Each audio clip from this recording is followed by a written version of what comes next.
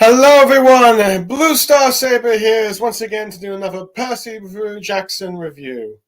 Percy Jackson the Olympics, episode 3. Um, let's see, we visit the Garden Gnome Emporium, which is the titled after, I believe, the 11th chapter of the Percy Jackson book series. But before that, it's the first day of the year, and Happy New Year to everyone. I hope you enjoyed the countdown. Hopefully 2024 will be a better year than 2023. We'll find out. Who knows? There's a lot of crisis going on, but we're not here to talk about that. We're here to talk about Percy Jackson, the third episode, in which the first 2 episodes are pretty much adapted the first more so or less 9 chapters of Percy Jackson finding out he's a Greek demigod, his mother being kidnapped by the Minotaur, him finding out in Camp Half-Blood, meeting like Luke, Clarice, and Annabeth. Some he made friends with, some he didn't. And at the end of the day, he learned that he was the son of Poseidon and must go on a quest to save to retrieve the lightning bolt and possibly save his mother. Let's see how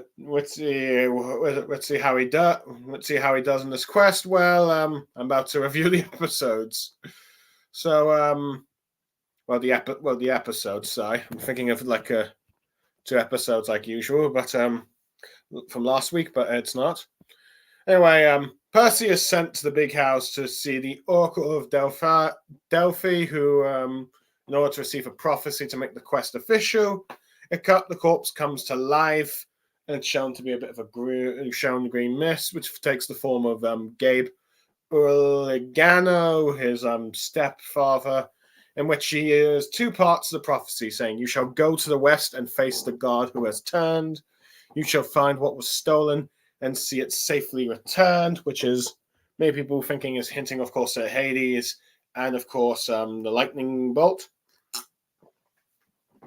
But then the scene shifts to like assembly of like where Chiron has gotten the top demigod candidates, and among them includes Luke, Chris, Clarice, and Annabeth, and I might have seen maybe Charles Bengdock if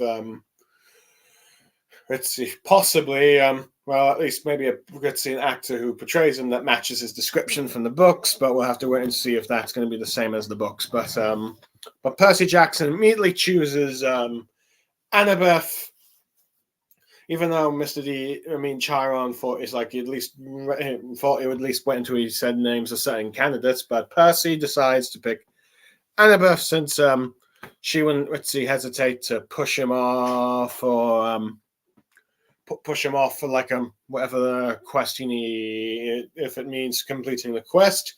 And then he asks what the second one is, and we cut to Groover, who's doing sort of like a cleaning up farm work or like cleaning up manure after disobeying Mr. D's orders, and Percy tells him that he's chosen him. And he asks why he does that, and we cut to like the rest of the prophecy, in which it says, "You shall be betrayed by one who calls you friend, and you shall fail to save what matters most in the end," which Percy Jackson doesn't really give Grover a direct answer to, but that's the case.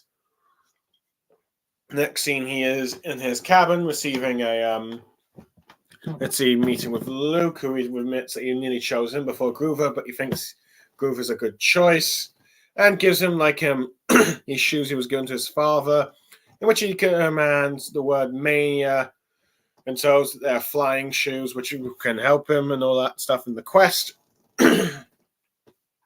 So the 3 are then gathered at the border of the camp, where they see the tree where Thalia is. Percy is confused at first until Grover explains, and Annabeth ends up annoying Percy by saying that Thalia is a much better demigod than him,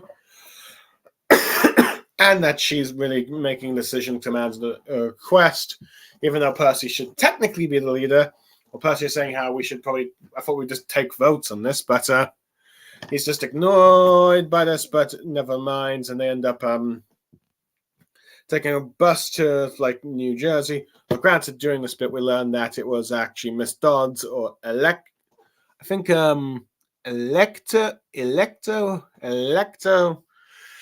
I am pronouncing the names wrong.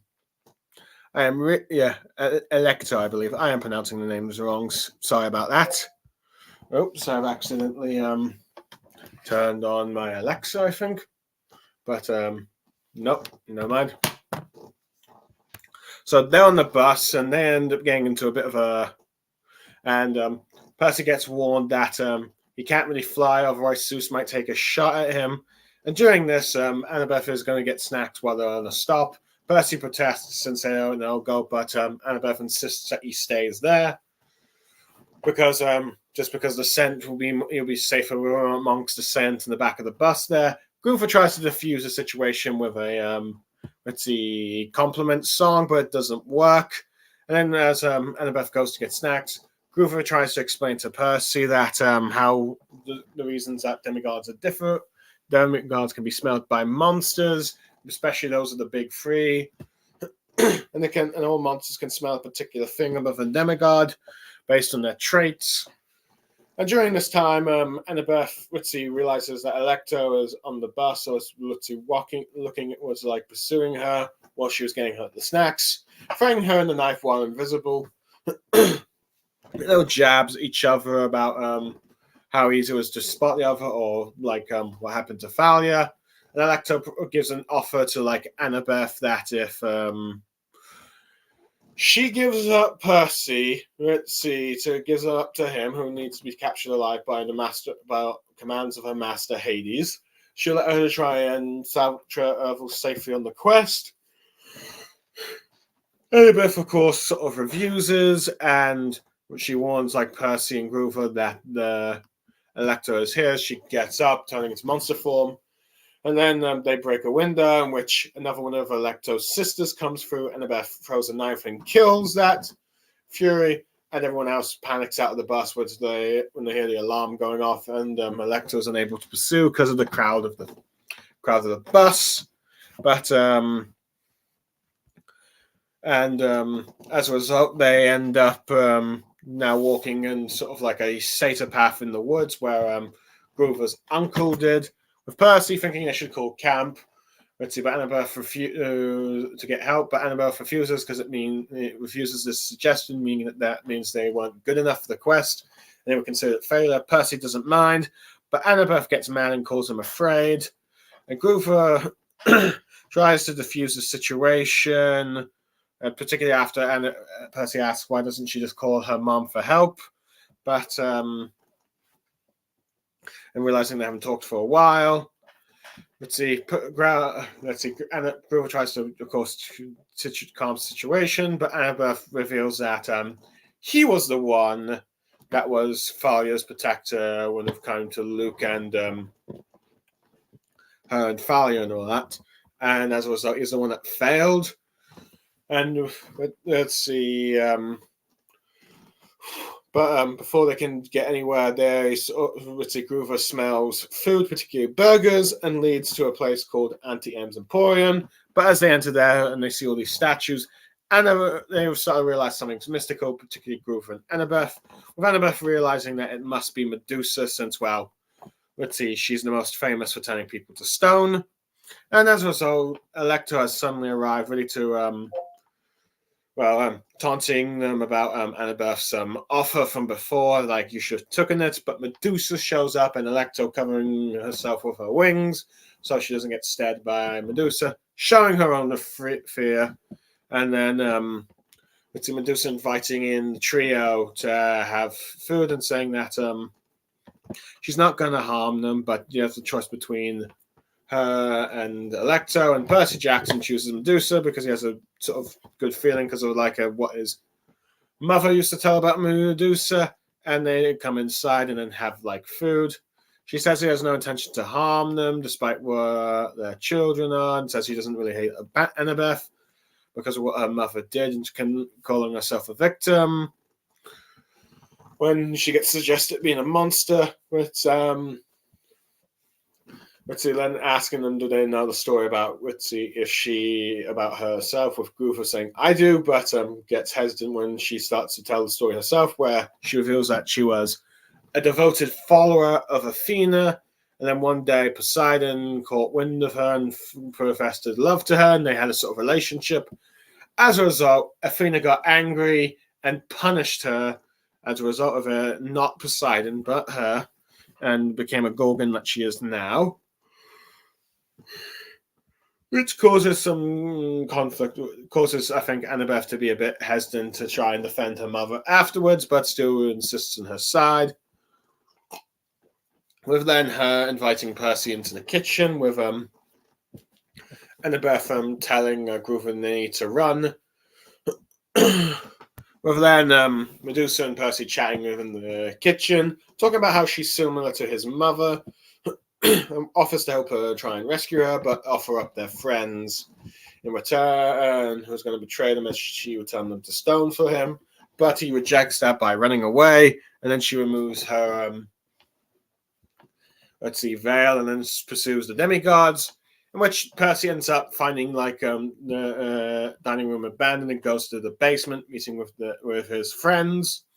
And then, as the fire starts to burn, they realize that Medusa is following them, and they see the statues of all her victims, showing that, yeah, she is deep down not a very good person, but even though despite the tragedies that befall her, if you will.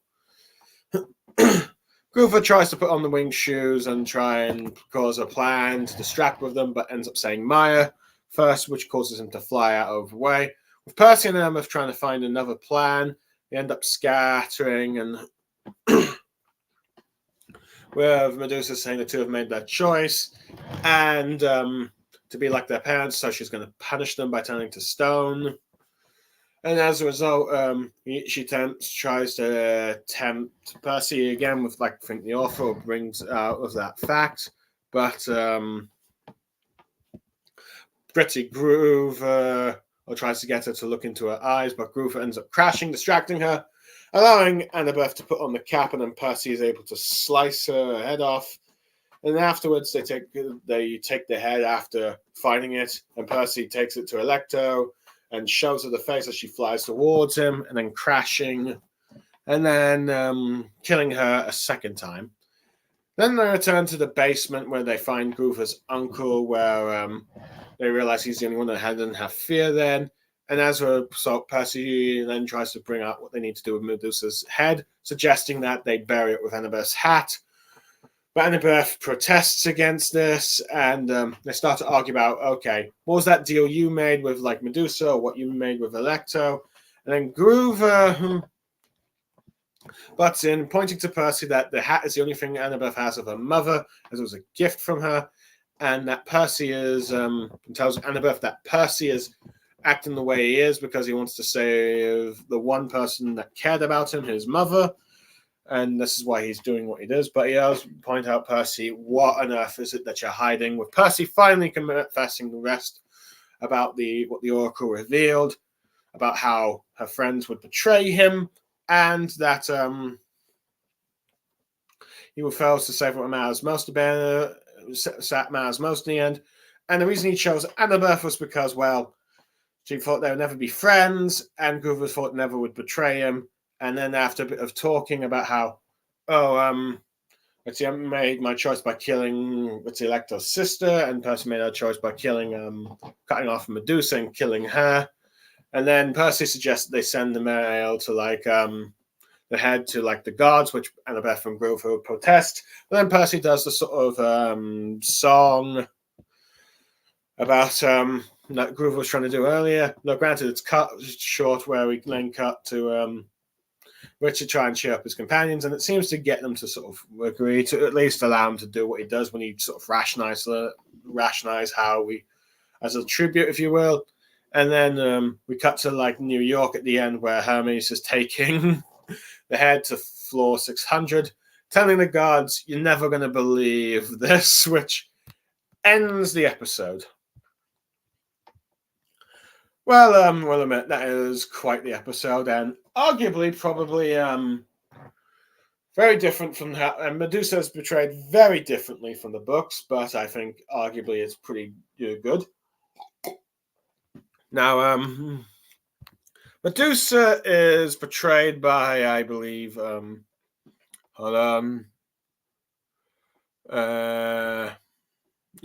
by Jessica Parker Kennedy. I'm not familiar with this actress, though.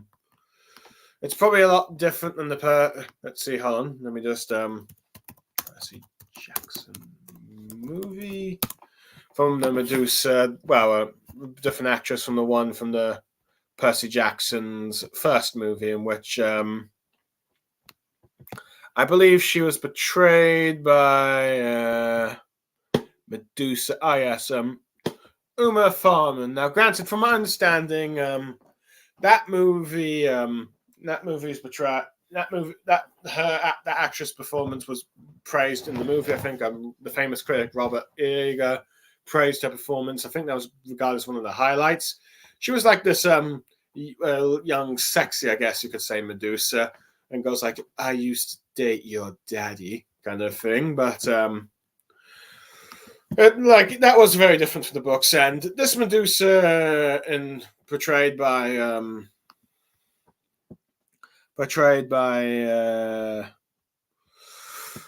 Jessica Parker Kennedy, is also much younger, but so I wonder if they did take some inspirations from the film in that regard. But of course, she's portrayed as a much more, I guess you could say, sort of sympathetic, I guess, character in the way of like how her backstory was explained, particularly about how she was the devotee of Athena, which I believe that is true to Greek mythology.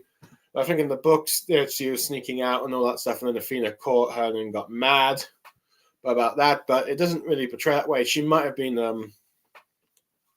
now granted, she might have just been altering some of the facts to fit her thing, but to fit her story and her to be more of the victim. But you can kind of see there's a sort of sympathetic side to her with this way. With like in some ways, the gods did kind of screw her over, if you will.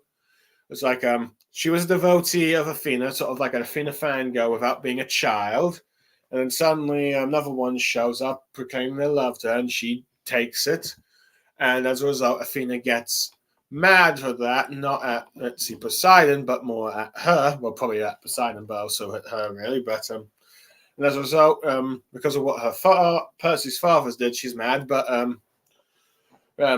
she says appears, unlike the books, to not hold a grudge necessarily against the children of Athena until they start to insult her, I guess.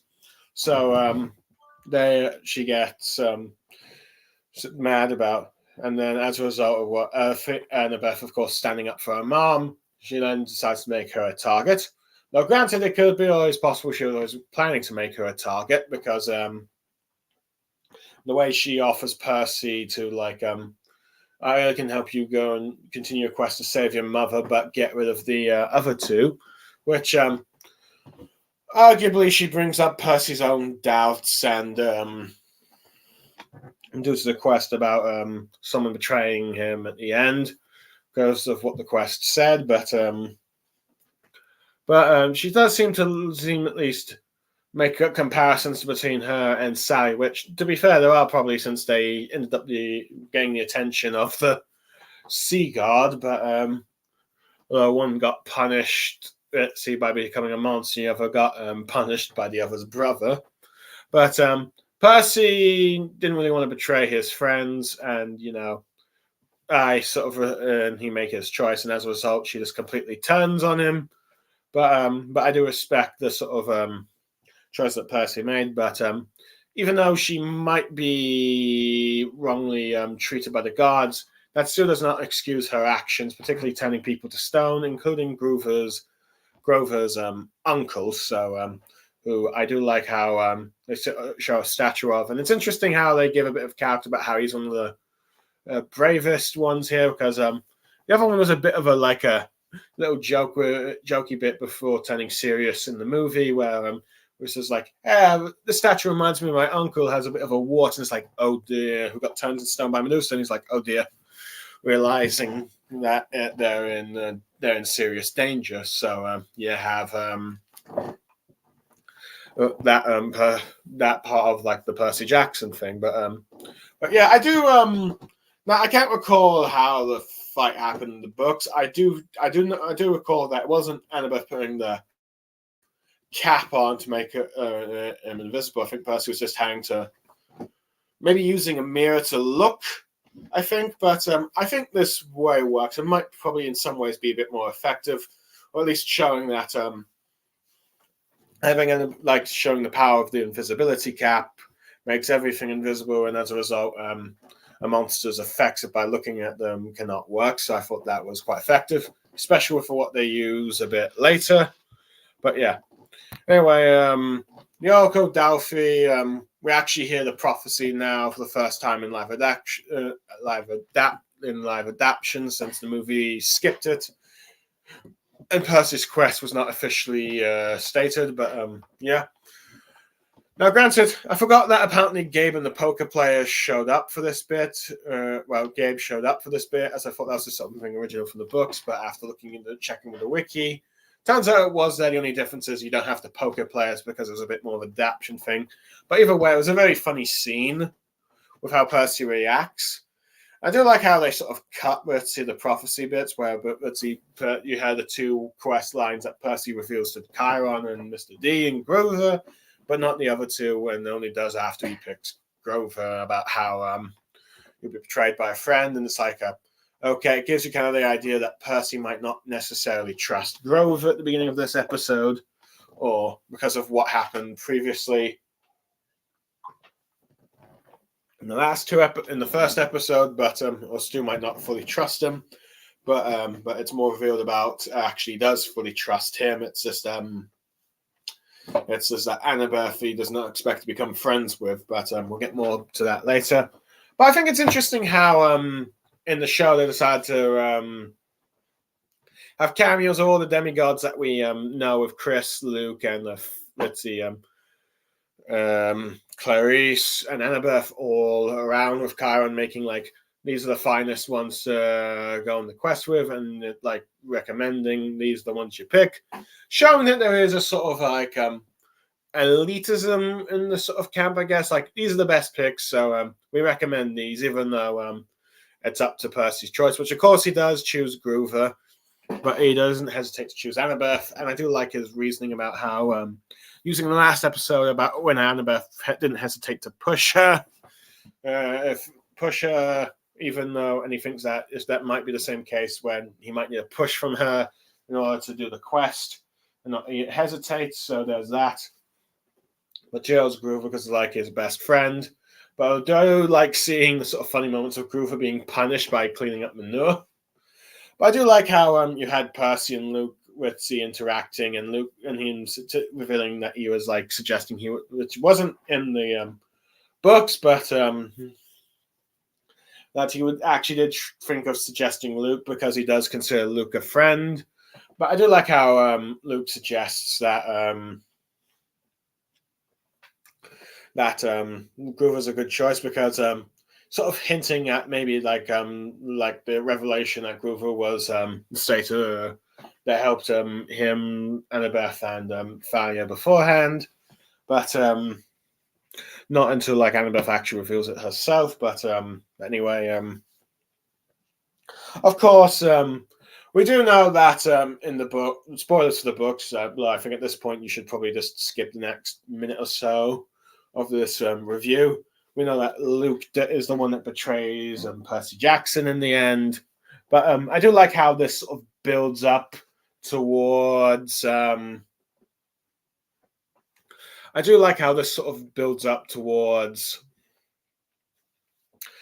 how much Percy trusts Luke as a friend and all that.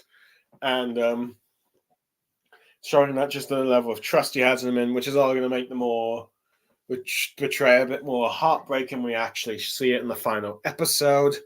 So that. I do like how he gives him the shoes and about Hermes and Mima. Granted, it leaves out the part where because Percy's not told that he can the sky. The main thing is for Zeus yet until after we're on the bus, unlike in the books where Percy realizes that despite Luke's best interest of the gift, he realizes he cannot really wear these, which in many ways actually saved his life, given what those shoes were tampered with. So we are actually going to now grant, unlike in let's see which we're not going to be the movies where they were just fine shoes where they end up having a bit of a sky battle later. But yeah, that's what we get there. Anyway, I do like how Percy ends up learning to see the tree of like Thalia, and Annabeth going like how she was a better demigod than you and all that stuff. But I do like how Percy questions how why would Zeus just the most powerful deputy god, and the best thing he can do to save his daughter is turn her into a tree. Now, granted, I believe the books did say that it was the Furies that did kill Thalia, but I think there was a lot more monsters. But here, I think it's more of implying it was just these monsters. But it adds more tension to when Annabeth actually gets to talk to like Keto, which doesn't happen in the books because they just all three of the Furies just end up attacking them in the bus. But and then Percy gets blamed for it later by the news. But I do like how it gives a bit of a sort of like intention thing, especially adding like the whole "I make you a deal offer if you turn in Percy. If you turn in Percy, I'll let you and Grover complete your quest without interference." And it sort of builds like that sort of tension when Electo tells Annabeth she should have taken his offer, which Percy questions later down the line, and it causes some tension. But I do like how we get a bit more insight to like the mist. Granted, much more than in the show and then the books, where monsters can just smell him, but here the monster, depending on the monster, they can smell all kinds of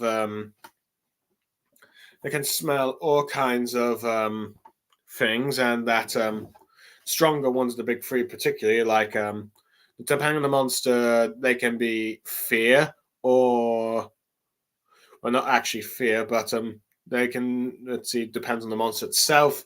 It can be like the demigod's competence, confidence, lack of those, the ambition, for glory, insecurities, and so on. It can be all kinds of traits that the demigod has, and depending on the type of monster, those traits are stronger to smell for them. So I think it's a very interesting way to reveal that to like a demigod. So it kind of reveals that certain monsters might be able to smell Percy based on certain traits. Granted, how much that will play in later down the line with the show remains to be seen, because they are adapting the books, but they might just change how the monsters change some of the monsters' characterization to match those descriptions of the attributes that they tend to follow. So yeah. I do like how they seem to have got like a bit of a satyrs path. I'm not sure if that was in the books. It's been a while since I've read the first book, so I do like how this leads to a bit of a conflict where Percy, of course, is a bit more willing to give up, but Annabeth is not, and I do like how they bring conflict about Athena's mother. Granted, it's not yet about the fact that Athena and Poseidon are rivals, and it doesn't look like they're doing that direction, at least in the show. At least not yet. We don't know. We'll have to wait and see. But it does lead to the interesting thing where it's different from the books, where Luke doesn't learn more about the Grover and Thalia situation until much later in the books. I think when they're on the sort of like car trip, and it hasn't really mentioned the god Pan yet, so I'm not sure if that quest is going to be brought up, but I assume if it does, it'll probably be done in the zoo, in like when they free that zebra and lion and those other animals that I can think of. But that's what they're likely to do. But yeah, I do like how there's also this interesting thing about Grover trying to do this song where this was done in the bus to try and get them to like compliment each other, but it doesn't work. But I do like how Percy uses it at the end of the episode, try and get his friends to go get along. Now, a great interesting thing, Electo ends up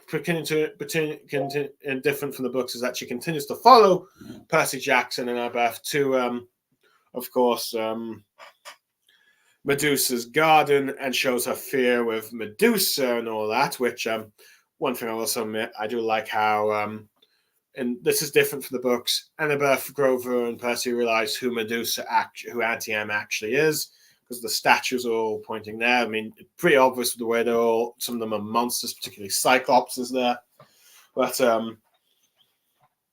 which emphasizes trying to make her being like, let's see, Medusa saying, "Oh, I don't like bullies," try and make her say like, "Oh, I'm not going to hurt you," kind of thing, and a more sympathetic thing about how she doesn't like bullies, and that's in a sense what Electro is. But I do like how you see Electro actually being afraid of Medusa, showing that some monsters are afraid of others, and Medusa being one of the most famous in all of Greek mythology would, of course, probably command a bit of respect, particularly the fear of being turned to stone,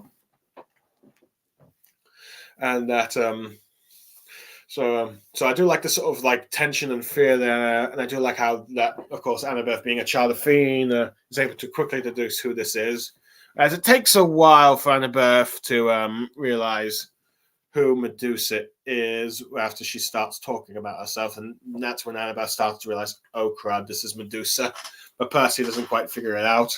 But again, how the show has already hinted that Percy's learned quite a bit about Medusa, because her mum used to tell her stories about, let's see, Perseus and Medusa, and how that she's not all monsters and heroes appear what they are. It allows them to sort of figure it out much quicker. So yeah, I do like that bit. But yeah. Anyway, other than that, I've already talked about how the confrontation with Medusa and all that stuff. So I do like how when we get to like Grover's uncle's remains, and he's like regarded as the brave one there, which might help build up towards, let's see, Grover's own insecurities, because he'll probably be like, I'm not my uncle, I'm not brave like him, which I think eventually will become one of the character traits that they will eventually try and develop for. But I do like how this whole conversation about Medusa's head leads to conflict between Percy and Annabeth, when Percy says that they should bury it with the hat because it's her only mother's gift, but he doesn't realize that until, let's see, Grover ends up being, of course, the peacemaker once again, trying to tell him that he's trying to prevent them from fighting, but decides that they need to start confessing some stuff about what happened, after getting Annabeth to understand that for Percy, the mother's the most important, the only person that actually loved him. So, of course, he wants to save her, and then they confess about what each of them respective monsters did. And I do like how they say how they're killing a certain one monster or another, showed with their answer. And arguably, they start to try and trust each other more after, particularly after Percy reveals the prophecy bit about how, let's see, the Oracle predicted that one of his friends would betray him, and he tricked Grover because he absolutely trusts him. But Annabeth was, he didn't think that she and her would ever become friends, which is arguably very different from the books, because it's more of the other way around with Annabeth and Percy, because Annabeth is a bit reluctant to become Percy's friend because, well, let's see, we know Poseidon's Athena's rival, and it's like she feels like as a daughter of, let's see, Athena, she shouldn't really be buddy friends with like a son of Poseidon. And of course, they can't help but get close over time. So there's like that. Granted, I do wonder how the romance will develop between these two, because it's not going in the sort of like Annabeth outright hates Percy straight away kind of thing, but that's a bit different from the show, which I will admit, as a bit of a Tsundere fan, I'm kind of disappointed we're not seeing that. But at the very least, we still see that bit of tension. Still have a bit of a tension with Annabeth and Percy, and it's starting to slowly mend at the end of this episode. Granted, I think it'll be probably like a few more episodes before these two fully consider each other friends. But also another thing added to the show is, compared to the books and the movie, is that Percy when Percy sends the head, which I do like how he tries to rationalize, like, this could be technically considered a tribute. Even though he doesn't fully convince his friends that. We get the actor of Lin-Manuel Miranda portraying Hermes, which is I believe different from like the movie version. Well, granted, I think the movies had two different actors playing as Hermes. I think the first one was Dalen Neal, who didn't really get any lines, but he just got a reaction when Percy revealed that he was the one that betrayed the gods, which you didn't really get to see how he performed, because in the next movie, I believe the next movie, The Sea of Monsters, he got recast by. I believe he got recast by where is it? Yes, Nathan Fillion. Now, granted, we don't really have, it's only that one line saying you're never going to believe this, but it's which shows he's kind of amused by Percy's gift, by a gift gift to the gods, or at least the package he is. So he's got a bit of a sense of humor there. So I am waiting to see when Percy actually interacts with Hermes, but I wouldn't be surprised if it happens closer to the end of the series when Percy presents the lightning bolt, because because I believe the show has already cast more Greek demigods than just Ares, Mr. D, Hades, Poseidon, and Zeus. I think Athena and Hephaestus are also going to be there. I'm not sure about the others, but that's the case. But so far, it's a little let's see, light note sort of scene to end the episode. And overall, I think I'll give this episode like a 9, maybe 9.5 out of 10. It's only a perfect episode. There might be a few nitpicks I can think of, but otherwise, I think it's a very good episode. I wouldn't say it's like perfect, but let's see. I would like to perhaps maybe a bit more of a. Perhaps maybe a bit more, as I'm not entirely sure, like the whole missed explanation is the missed explanation is good with details. I don't think it's going to matter long term for the show because of how the books have adapted the story, but who knows? I could be wrong. But overall, good episode, and I look forward to the next one that comes out Wednesday. And I might review it, say Friday or Saturday, but who knows? But for now, I am Blue Star Saber signing off. I hope you enjoyed what I had to say in this review. Thank you for listening, and goodbye.